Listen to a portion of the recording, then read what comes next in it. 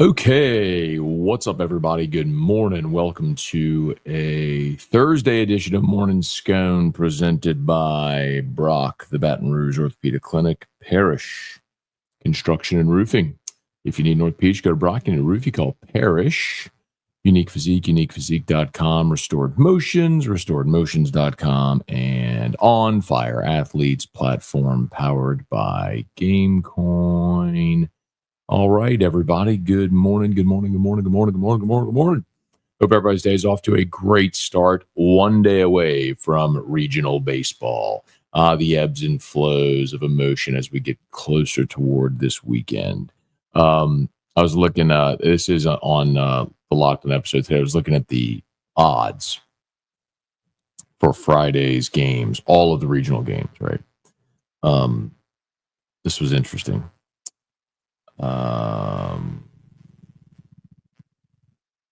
Where is it? Here it is.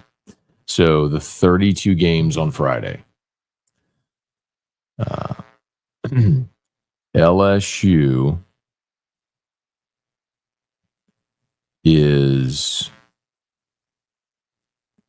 minus 2,500 against Little Rock. Let me scan to make sure I have this right, but if I'm not mistaken, I believe the only team with better odds in the opening game, and it's not even close. The only one with better odds is Arkansas at minus 2,900 over North Dakota State. There's Florida State is minus 850 against Bethune-Cookman. Georgia's minus 1,300 against Binghamton. I mean, Auburn's minus 800 against Central Connecticut State. Oregon's minus 850 against Utah Valley. But there are some notably closer games. Anyway, I guess Jay Johnson meets the media today. I doubt he'll name a starter. We'll see. I'm going to go and continue to assume that he'll throw Cade Anderson on Friday, which I get the logic. I don't love it. There's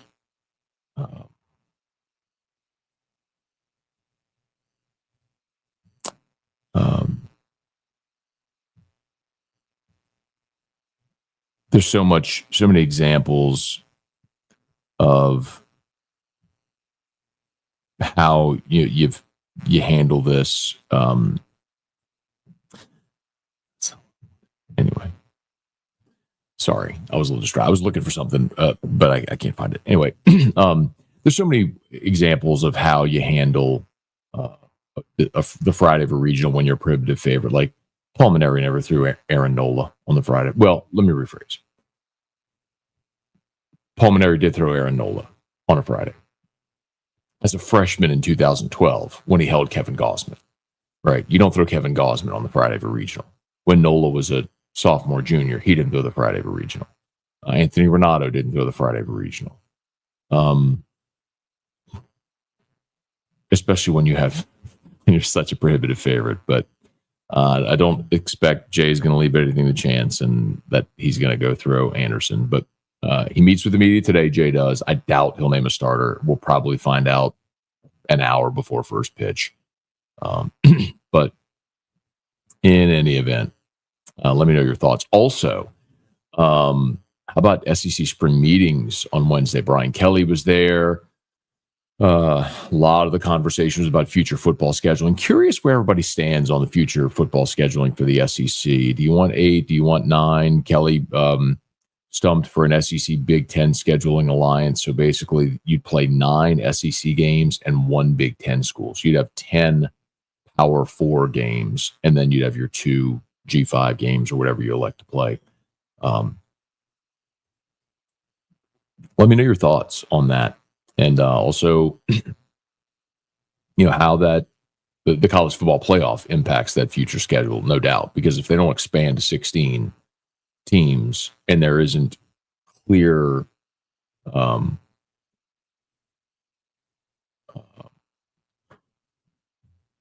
clear case for access, then you're not going to make a tougher schedule, right? Like you're not going to voluntarily give half of your league another loss if you're not assured of more access to the playoff. Anyway, all right, let's say some good morning, see what y'all got. OKC in the NBA Finals. Lots going on, y'all. Hey, Tiger Poppy, good morning. Thomas, good morning. Hunter, good morning. Jason, thanks for saving me. OTB is talking about lost keys. Yeah, one of our coworkers lost his keys yesterday. Became a thing around the building. Hey, Ben, good morning. Austin, Abner, good morning. Dale, GMX still viable. Been rough since the lockup period ended. Yeah, it's still viable. Of course it is. Let's see. Dale, I don't know if you've been around. I've at several different points talked about the lawsuit and everything that happened, the SEC investigation, all that stuff. Until the final judgment on the lawsuit is signed, launching on the blockchain has to be on hold. But the website that was launched on fire, of course, with GMEX used as a utility token is a good compromise to get moving, right? But yes, to answer your question. Alex Box Stadium. Morning, Matt. Do you think WVU has a chance to get out of the Clemson Regional? Sure. I'd still bet Clemson to win it at home, but I don't love Kentucky's team this year. But when you're battle testing the SEC, there's always a chance. But yeah, West Virginia won 40 games. Good team. Excuse me. Hey, Sean. Really hope BK is not pulling a Nick Saban. Talk a big game about playing 12-game power schedule. Nothing but cupcakes. Yeah, but Sean, the thing, and I get it with Nick too, is you're not going to voluntarily put yourself at a competitive disadvantage.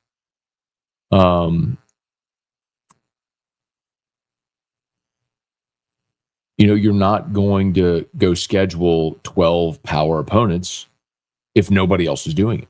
Like when the committee has shown they're not going to reward you for a tough schedule. Look at Indiana last year. It's not about the strength of your schedule. It's about win-loss record. So there has to be uniformity among all the conferences to say this is the approach we're going to take in scheduling. And if there's that, then yes, I look forward to that day very much. But you're also not going to go do that if everyone else isn't doing it. Hey, Kelly, good morning. Taylor, good morning. Making the drive down to BR with the wife. Our 5 kiddos for a wedding. 5 young kiddos. Wow. Going to game 1 tomorrow. Hope to stop by Paris, grab a hat. There you go, man. Pop on in. Christina's the office on the right when you walk in. Just tell her Scone said you can come in and get a hat. They'll give you a hat. I think we got some new designs too. So, got coffee mugs. Start Schmischt. This is midweek at best.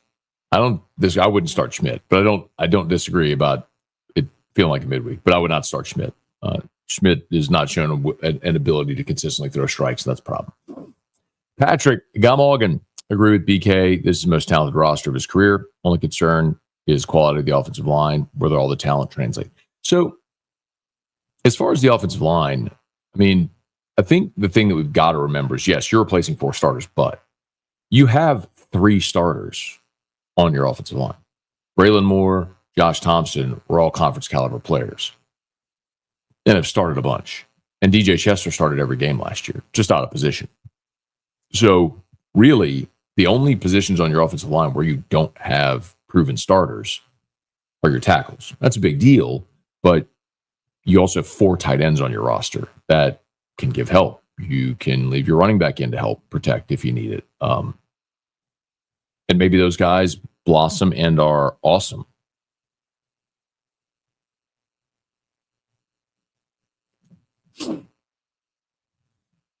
Patrick, also OKC punches their ticket with dominant performance. They have been awesome, man. SGA was the Western Conference Finals MVP.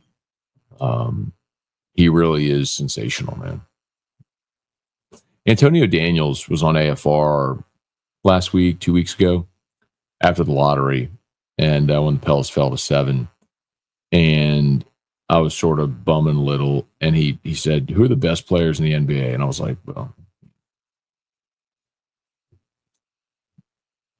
Shea, Joker, Luka, Giannis." And he said I was like LeBron.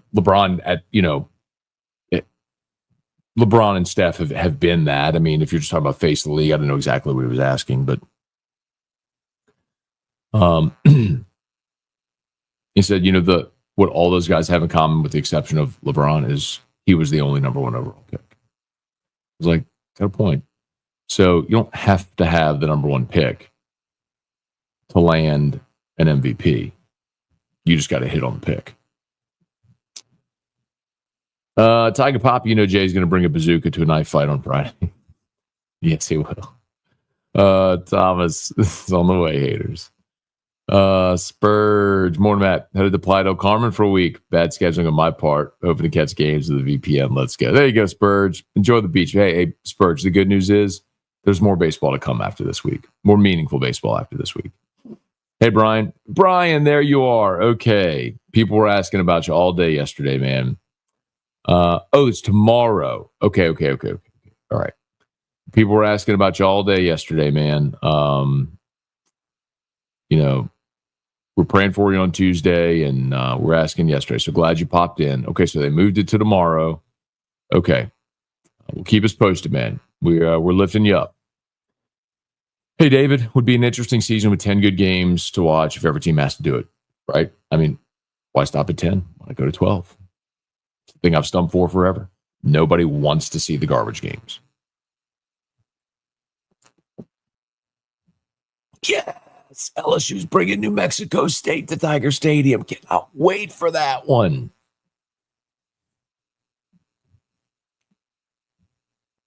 Hey, Jacob, good morning. Let's see. I'd like a 9-game SEC schedule. At least 1 Power 4 non-con, 2 G5. Get your in-state FCS games into the spring game. Yeah, FCS games need to go away forever, and the G5 games need to go away. Would love to see the day where we'd get 12 games that people actually want to see. I mean, why do we have to play the garbage games that nobody wants to see? I mean, I've mentioned this before. Like, it used to be this way. Like, go look up the 1988 LSU football schedule. Okay, before we got into the absurdity of an expanded schedule and body bag games, LSU's non-conference schedule in 1988 was Texas A&M, Ohio State, Miami of Florida, and Tulane. And Tulane was the annual rivalry at that time. You played A&M, Ohio State, and Miami. Like, why not? Schedule good games that people want to see. More games against quality opponents, the better? Yes. Hey, Tim, good morning. Coach Nate Green, Manny, Brad, good morning, everybody. Steven, what's going on? Good morning. Darren, morning, Matt. Not against going to 9, but only if everyone agrees to similar terms. I think that's the point, and that's kind of what. And even if, look, remember, like the Big Ten already plays 9. The Pac was playing 9 before they dissolved. Like, the SEC is kind of the straggler league playing 8. 8, and then the 1 Power 5 non-conference agreement. But if you're going to expand, set it all on. There's 2 things you got to get. Number 1, you got to get more TV money. Because if you're going to give your TV partner, in this case ESPN, 9 more SEC windows, right? You're giving them 9 more SEC games. Excuse me, 8 more SEC games. 16 teams playing each other. 8. You're giving them 8 more SEC games. You have to be compensated for that. Like you can't just give them more SEC games and not be compensated, appropriately.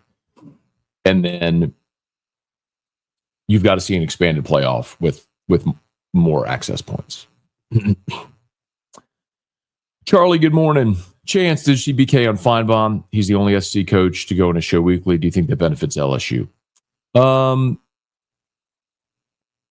don't think it hurts. I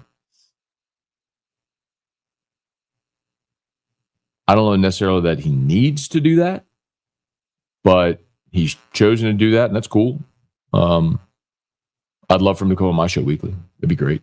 I'd love to do that. Charlie, LSU Shreveport 57-0, 2 wins away from a national championship, tied national record for consecutive win, played defending champs tonight for the outright record. Amazing. 57-0 is incredible. I mean, I always say it's baseball, everyone loses, like except apparently LSU Shreveport because they don't lose. Hey, Brent, good morning. Gunner, good morning. Thomas, trying to figure out how Parish Coffee hasn't showed up my mailbox. Yeah. I don't know if you can mail these, man. I guess it'll wrap that thing in bubble wrap, huh? Stat Dove, last few NBA MVPs, hasn't had visual tattoos. That's useless factoid for you. Cool. Irfan Sayad, Gamorgan. Brian Wynn, Gamorgan. Jason H, Gamorgan. Stat Dub, 7:45, time to get down the road, and nobody likes mechanical keyboards out here with all that clickety-clack. So that's what it's called, a mechanical keyboard. And by the way, so I don't have to get on down the road because it's summer. Drew's out of school, so he's still sleeping. Erica is about to head to work, and Mimi's coming at like 8:45, and I'm going to the parish office for our 9 o'clock marketing meeting. So I don't have to jet just yet. So... But yes, those mechanical keyboards, man. So Paul O'Neill has one, and that Paul and Musso share an office. And so every time I go in there to talk to him, show stuff, whatever, like Paul is always, and it's not that he's loud. It's that keyboard. And so I'm like, I'll walk in there. I'm like, bro, you've just got to stop for a minute. Like it is so awful and distracting. I can't handle. Charlie, this is where CFB needs a czar or president. Demand all the conferences play 9 games. I'd like 10, but that's me. Yeah, Charlie, the thing about it, like a commissioner, right? Or president or czar, however you want to phrase it, is that person works at the luxury or at the pleasure of the conferences or the schools. So they're not going to do anything without the consent of its members. Kind of like the commissioner in the NFL, for there to be changes or whatever, there has to be a 2/3 majority approval of the vote of the owners. So I hear you, but it's like you don't give one person this great autonomous power.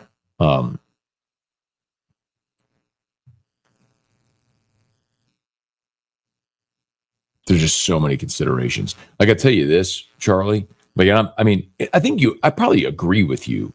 Like that, and I've said it for a long time. We're going to get there to where we're just one college football, right? Not all the different conferences negotiating their own TV deals. It's going to end up being the 40 or 50 schools that are the biggest, best brands that play in one league against each other, like the NFL. And then that will have a president, commissioner, whatever you want to call it. That's over it. And then everybody else goes and plays the G5 or whatever's remaining, goes and plays their own league. Which is, I can't wait for that day. Like that day is going to come. But I'm with you on that. Scott, good morning. Brad, how many tablets of perfectly amino do you take? I don't take the tablets. I take the powder. So it comes with a scoop, in the powder. So scoop of the powder. So my morning cocktail of sorts is got my hydrogen water, scoop of my perfect aminos, a teaspoon of Baja Gold sea salt, my methylated supplements, and I take my methylated multivitamin, magnesium, zinc, TMG, D3 with K2, berberine. To take those. And then this week, I also started taking creatine, which I've not taken since high school, but all the research on creatine has been pretty stunning about the resurgence it's had and for muscular endurance and strength and so many other amazing benefits. Creatine, recovery. So I started creatine this week, and I also started curcumin with resveratrol and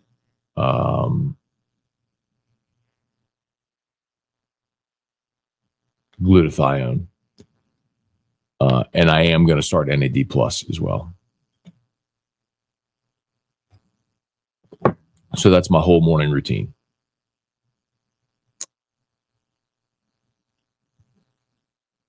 There's a lot in the morning. It's just boom. I start my day with all of that and then a cold plunge. Scott loves. Are we? Anybody else having trouble with the feed? Lou, box needs more seat. Ticket prices are insane. Yeah, I think the box doesn't need more seats, Lou. I mean, it's perfectly sized for the season. I mean, you get to the postseason. Obviously, you wish you had more, but what it is. Daryl, hypothetically, do you trust the offense in Omaha? Any lineup change you would like to see? That's. I mean, Daryl, I think you asked the right question. Over the last month, they've not been very good, and that has been regardless of whether they've been facing an ace or a freshman midweek guy from Ole Miss. And the truth is, they've been much better at home offensively than on the road. I think Hunt crunched the numbers, if I'm not mistaken. I think they averaged about 7 runs on the road this season in conference play and 4 at home. I'm sorry, flip that. 7 at home, 4 on the road. And it's hard to play on the road. I get it, but it's a pretty stark disparity. So, I mean, to go on the road and play A&M and score 7 runs in 3 games is a problem. To get shut out by Ole Miss is a problem.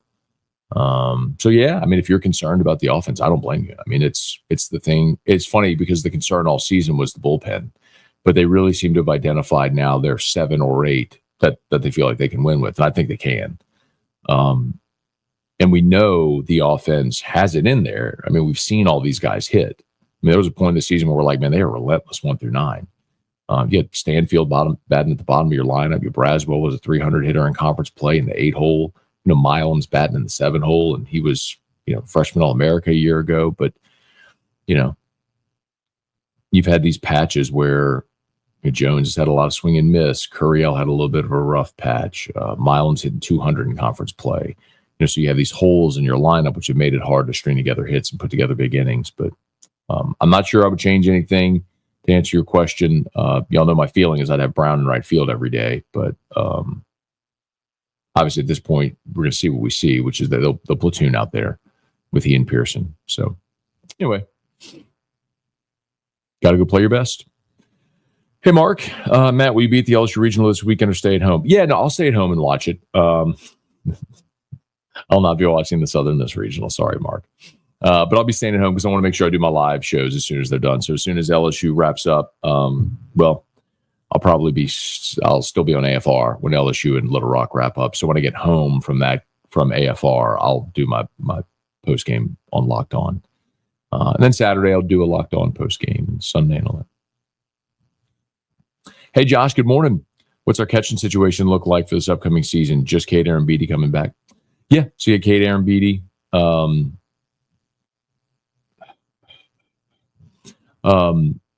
Blaze Priester could certainly return. Eddie Yaman, who redshirted this year, can play first, third, or catch. So that's an option as well.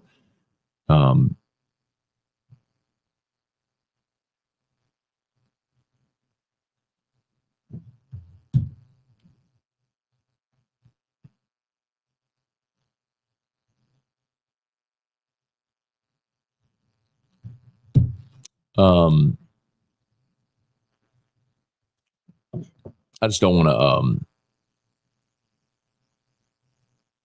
We'll have to wait and see the draft, how that plays out. Probably if they need somebody, they'll go in the portal and get somebody. They'll be fine. But Aaron Beatty should be your everyday catcher next year. Funny, LSU fans are saying they want a harder schedule, but as soon as we lose season opener, they cry we need a Patsy Week 0 game. Never can please anyone. That's true. And to be very honest, I fall in the category of, well, I want to see 12 really great games.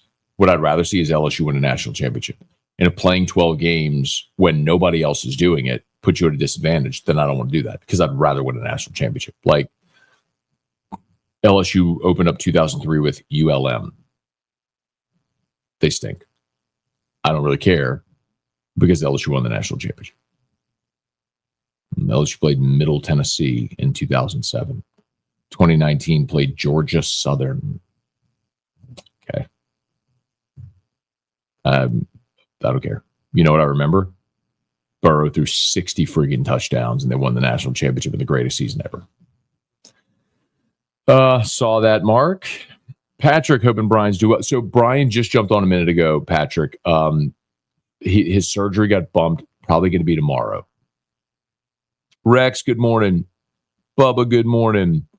Charlie, Jacob Myers, guy, I believe, be a wild card down the stretch. I feel like he did last weekend. Continue to limit the walks.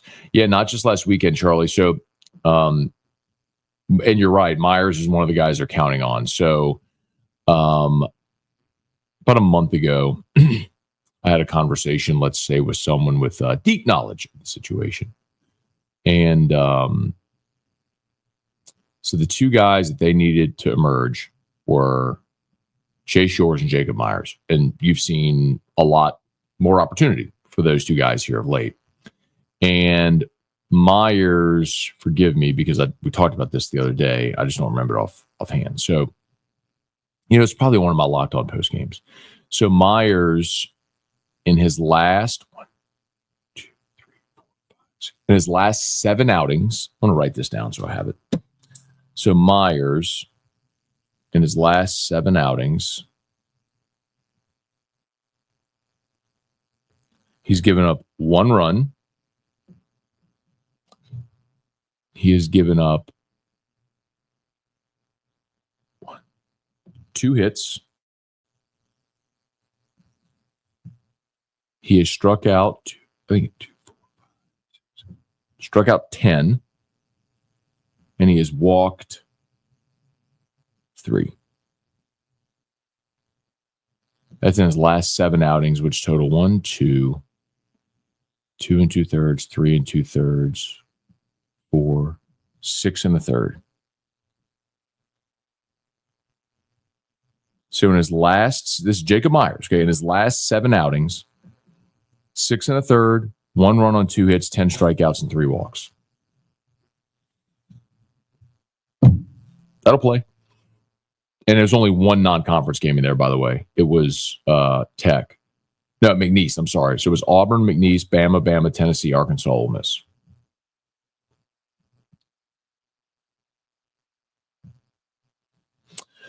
Bill, any updates on football recruiting visits this weekend? Lots of talent showing up. Well, the visits haven't started. But yeah, 12. As a matter of fact, today's Locked On episode, if you want to check that out, is published. 12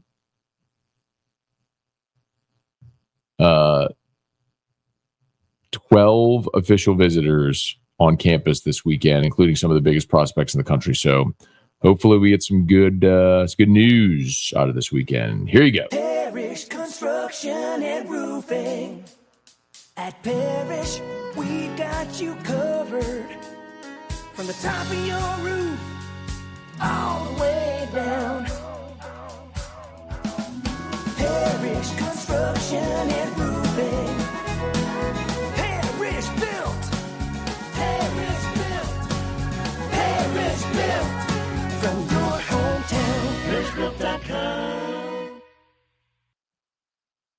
Okay, Parish. How about all that awful rain yesterday? If you or someone you know has issue with your roof, give us a shout. We'd love to help you out. Parish Construction and Roofing, ParishBuilt.com. ParishBuilt.com. Will LSU ever figure out left-handed pitching? Yeah. People are funny. Hey, James, good morning. Chance, with Myers hitting 102, what round do you think he gets drafted off potential? I mean, he'll be a top 5 round guy, no doubt.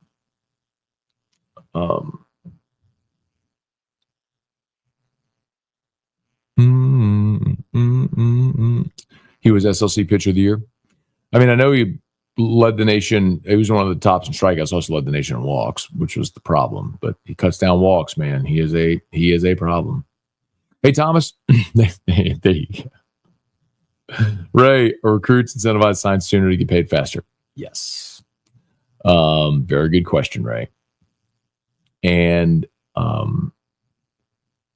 there might just be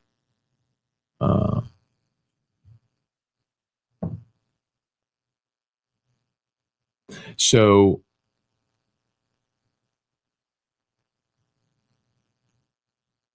remember with the new rev share that's expected to go into place, all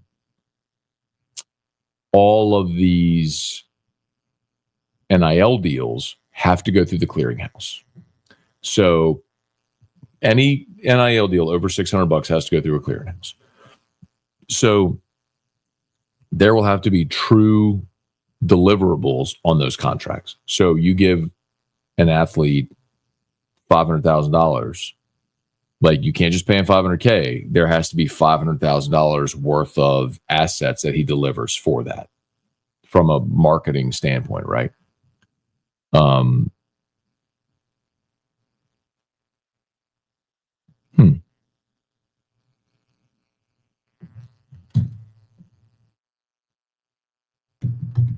Are y'all hearing a buzz on my mic?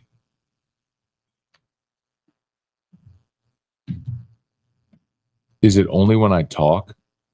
I hear that. We did lose power yesterday, and I wonder if something shorted out. Do y'all hear a buzz? Hang on. What if I don't think it's over modulating, but like I could turn it down. Does turning it down help? Check 1 2 check. Check. See, that just feels like it's over modulated. 1 2 check, 1 2 check, 1 2 check. Constant buzz. Thomas has no buzz. Well, Rocky's on Facebook. Thomas is on YouTube. I wonder if that's the difference.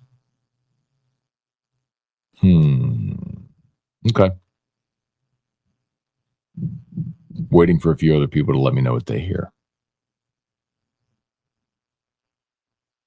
Anyway. Adam on YouTube, no buzz. Darren G, no buzz. Bill, no buzz on Facebook. Okay. All right. Weird. And I'll tell you, I think because when I put my earpiece in, I do hear a buzz on my mic. And sometimes that happens when wires get crossed. And so I have a lot of wires in this thing, and I'm just not. A lot of times whenever I go on remote, the headphones I'll have on a remote, there'll be a buzz the whole time. And so you just learn to block it out. So I've done that with these as well. Interesting. Okay. Good looking out. To the person who texted me who did make the comment, but good looking out. Rocky said it's subtle buzz. Okay. All right. See, this is true. There's some truth to this, Dale. However, there are industry standards. Like we do know what standard CPMs are, right? And so for those who know, CPM is a cost per thousand. So, like for example, for traditional media like radio, television, we know what value is an acceptable value to put on advertising on after further review. So, like, let's just say hypothetically,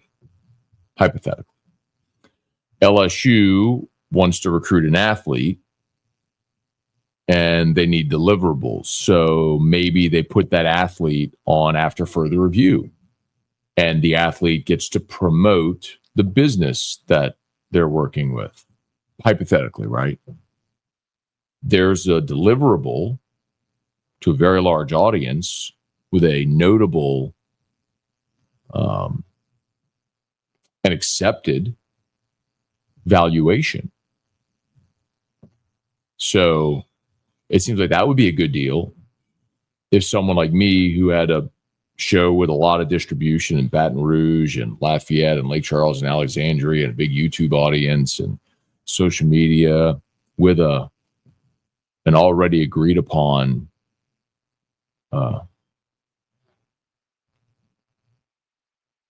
value of advertising. That'd be a pretty good idea if you're trying to build a contract for an NIL or a rev share, or for NIL deals, for not rev share, for NIL deals for your athletes. Like, it would make sense, wouldn't it? That would make sense now, wouldn't it?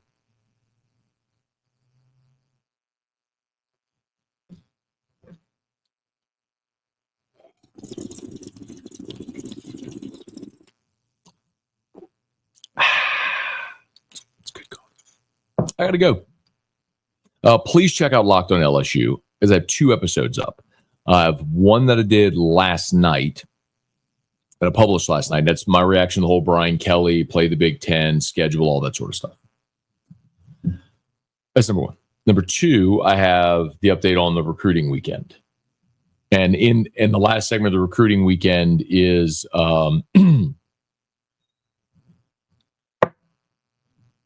regional odds. Okay, let's get going. Thanks for being there. Y'all have an awesome day.